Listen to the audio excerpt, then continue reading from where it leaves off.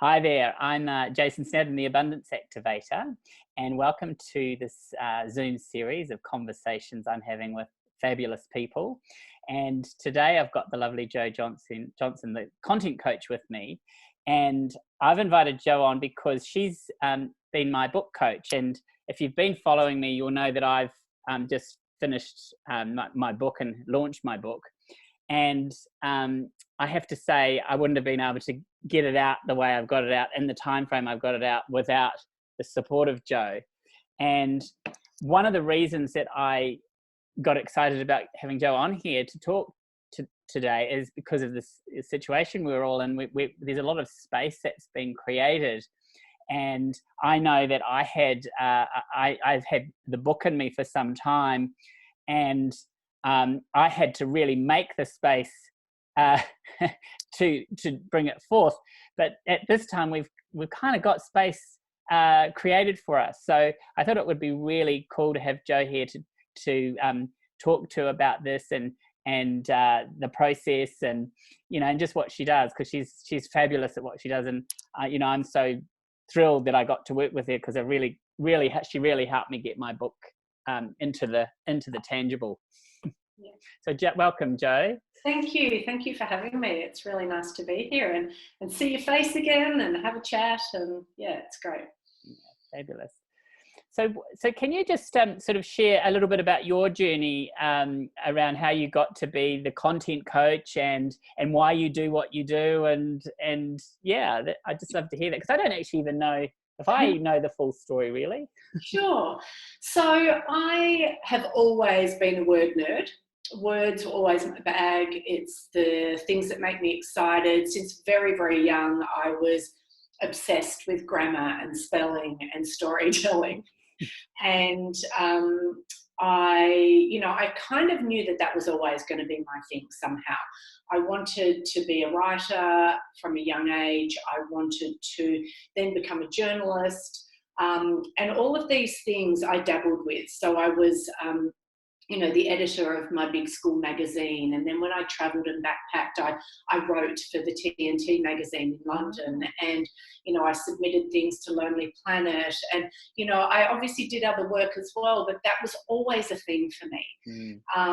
I like to express myself through writing. I went through that sort of angsty period as a teenager where I wrote reams and reams of really bad poetry. And, I just really loved that ability to take what was in here and to get it out, and somehow that made sense of it for me. So it's always been a really strong theme for me. I then fell into recruitment, of all things, and I was working professionally in recruitment for many, many years. But what I realised in hindsight was that through that, I was always still writing. I was writing advertising for companies looking for people. I was writing resumes for people trying to find jobs. And I ended up actually writing a lot of content for the businesses who I worked for their websites and things as well. And so I would always have this sort of content creation theme, and I loved how words were able to connect people. And when you got them right, they just opened doors in so many regards. And when you got them wrong, how bad things went from there. And so after recruitment, I really got into the online world very, very quickly. My passion started with shoe shopping online, and very quickly morphed into, advertising and really the online classified space. And I was one of the very early employees at realestate.com.au. So Oh, right. Employee number 41. Oh, wow. Literally in the garage. And then we just moved to Doncaster, and then we moved to the amazing premises where they are now in Richmond. And I left there a decade later, when there was like 900 employees or something. Wow. And we were in 6-7 different countries. So that time in the online space, I really grew up professionally, and I learned a lot about, what worked, how to engage with people, how to build community, how to sell things, obviously, and really that power of connection through the online space, but still having to get it right. Like the connection itself wasn't enough. You had to get it right with the words and the language and the tone and the visuals and all of that stuff to really get businesses humming. And when I left there when I was on maternity leave for the second time. And it was actually, I was made redundant and I was pissed off for about 24 hours. Then very, very quickly, I was like, right, this is the kick up the bum I needed. I wanted to start my own business before I was 40. And so I did that. The universe provided. It did. It Ask did. and you shall receive. Oh, absolutely. And I had a toddler and a brand new baby, and we were living in Sydney at the time. My husband had changed careers and he was up there. We were there for a couple of years. I had very little network and community up there. And so I just thought, you know what, I'm just going to do this thing that I know how to do really well and can do standing on my head and can do it any time of the day. And it was copywriting. And so at the time too that I left realestate.com.au was a change of CEO. So a lot of the old guard were shifted on. And so a lot of those people that I knew, my colleagues, all were starting their own businesses, web design businesses, photography businesses, real estate businesses, and they all needed websites and content. So I had this kind of ready-made market, which was awesome. And as I said, I could write when I was feeding in the middle of the night, or I could, sleep when I wanted, write when I wanted. So the business was great, doing copywriting for a couple of years. But at the same time that I started getting a bit sick and tired of sitting in front of a computer, my heart was kind of singing out for something else. And I kept thinking, there's got to be an easier way to do this, or a more leverageable way to do this. And at the same time, I had clients saying to me, we love what you do. I love what you write for me and create for me. But at 4 a.m, when I have an awesome idea, I can't contact you. And by the time I can contact you, the idea's lost its fizzle. So can you teach me how you do what you do? And that's how the content coaching business began. Oh, wow. So I basically just said, okay, well, this is what you got to do. And then I had to kind of go back and so actually, how do I do what I do? And because for me, it was natural. It really came naturally. But yes, there were definitely in the online space, there was definitely things I had to learn about SEO and about how to construct blogs effectively and how to write headlines effectively and subject lines and all those things. So I actually, that's what I started to do. And I really said to people, okay, well, this is going to be better for you. You might pay more upfront in terms of coaching versus copywriting, but in the long run, you're not going to have to keep calling on me because you're going to learn how to do this for yourself. So it was better for them and more leverageable for me because I wasn't trading money for time. So that's really the content coaching story and how it all began. What I've done since then is take that coaching piece and morph it into different programs, different vehicles. So I definitely still do one-on-one coaching, and I love that because there is a lot of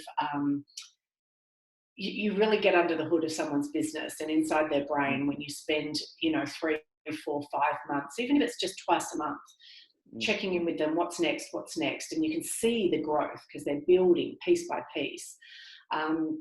So I really do love the one-on-one coaching, but I also have run 8-week programs, which were group programs, and I delivered those live, and that was sort of really based on my book, I guess, which was how do you uncover your story, how do you find your unique voice, and then how do you share that across all the different sorts of marketing channels, socials, blogs, emails, website, etc. So that 8-week program was great, and I ran that for a few years. I'm actually in the process of looking at taking that and automating that now rather than delivering that live. And then I also run retreats, which are probably my very best favourite thing in the world to do. I love travelling. I love luxurious weeks away. So why not, do them for everyone else and call it a business? Brilliant. And I think the transformation that happens on retreats is extraordinary. Yeah. Absolutely extraordinary. So I've run lots and lots of writing retreats locally here on the Mornington Peninsula, hire a beautiful luxury home, local catering, wine, all those sorts of things. And basically the attendees just get done whatever the writing project is that they want to get done. I provide one-on-one coaching. We do sessions before and after, and the amount of work that gets done in that time is absolutely phenomenal because there's nothing else to do. Yeah, And yeah, me right. kicking your butt to get it done. So Yeah. it's fabulous. And then more recently, I've added the book coaching to the vehicles, I suppose, and the ways that I help people. And I love that because I saw how good writing a book was for my business, and how extraordinarily vulnerable it makes you, but also really visible. Yeah. And it's that shift from vulnerability to visibility that I find really powerful with publishing a book. Yeah. There is something to be said for taking all of this and getting it out and capturing it, and being able to deliver that and share that in a much more leverageable way than you can just do in coaching. And I think, there's still something really special about having your name on a book and having that kind of that thud factor, when you bang it down. It is a real thrill, and so once you get the tangible thing, you have, because I'm reflecting back on my experience of writing my book, and it was quite challenging and along the way, and you kind of just knew when I was going to go through a flat spot. It was just like this period where I just can't write. There's nothing in me. I can't do it. And you kind of knew the ebbs and flows. Has that come from experience, or how do you know? How did you sort of get that sort of understanding? Because I was like, oh, Joe's not good. Oh, well, I can't. What's Joe going to think of me? And I can't do this, and blah blah blah. That's a really good question. I'm not sure I really consciously know how that has happened, except to say that now, having helped quite a few people through this process, it's becoming more evident that there is sort of a pattern to this. But in the beginning, I didn't know that was going to be the pattern, because it wasn't my pattern, because the writing piece was so comfortable for me that I didn't struggle writing my book. I really didn't. What I struggled with was editing it, because really you're not supposed to edit your own work anyway, but I actually didn't trust anyone else enough to edit it, because I'd had a bad experience with that. So the editing process took me a lot longer than the writing process. Also, because of my subject matter, I was hell-bent on making sure every single semicolon was in the right place. Every single full stop was there, because this is what I teach. So it would be wrong of me to publish a book about content creation and storytelling, and that if the story was crap and it was published badly, like if it was put together badly, that would be wrong. So I was obsessive about that, but I've also learned from that process. But back to your original question, I don't know. I think it was just an intuition. It was just a feeling. I've watched other people try and do it alone, write a book alone. I've watched people even just trying to put together a 10-page ebook on their own, and the struggles that they've gone through. And so I think I just felt it. I think I just started to feel into the process that I put together, knowing when those flat spots traditionally were going to start hitting, and also just knowing the person I'm working with. I could tell by how much work was coming back, whether or not things were failing to land. I knew if there was a big rush of stuff being done, that this was a good time to push harder. That's exactly what you did. And to really, to take advantage of that momentum. So push harder now. Let's have another session now. It's just a feeling that you get when you work into it, combined now with the experience of having worked with half a dozen or more authors to make this happen. So, So if someone, with this time, and if someone's thinking, maybe this is the time to write my book, maybe it's the time to get my, or a piece of writing, it might be, it might be a short story, or whatever it is. What advice would you have for someone considering that at this time? Look, I think it actually is a really good time to be writing. For a couple of reasons. So creativity is an incredibly good way to level stress. And I know that sometimes, you know, you go through stress when you go, oh my God, I've got to get this thing done. So there's that. But the actual process of creating something is wonderful for lowering all those nasty stresses. And I think that now with the panic and the craziness that's going on around us, even if you're not really feeling it yourself or you're not worried about getting sick, there is so much stress and panic around us that the vibration is really ordinary at the moment, I think. Yeah, totally. So being able to create something is a wonderful way of getting lost for a little while in another world and bringing down all that fight or flight sort of mentality that's happening. The second thing is that in a time where some businesses are really feeling the pinch, right? So we've got less clients, doors are closing on physical businesses. You know, it's a really good time to not just put your head in the sand and go, that's it, it's over with, I'm done. And instead say, okay, well, if I had, in an ordinary situation, if I had all the time in the world, what would I do now? And for a lot of people, it is, you know, I really, really wanted to write that book, or I really, really wanted to learn how to paint and to do that thing. And so now you've been gifted that time, rightly or wrongly. Most of us have been gifted more time and, as you said, space right now to actually do something. And the truth is that if you're writing a book, particularly if it's for your business and it's around the knowledge and the value that you share, this is not just a creative project just for the sake of being creative. This is actually something that can contribute to the bottom line of your business. Because once you have got this done, you know, as you know, Jason, the possibilities are endless in terms of how you use the content, how you leverage that content to get more visibility in your business.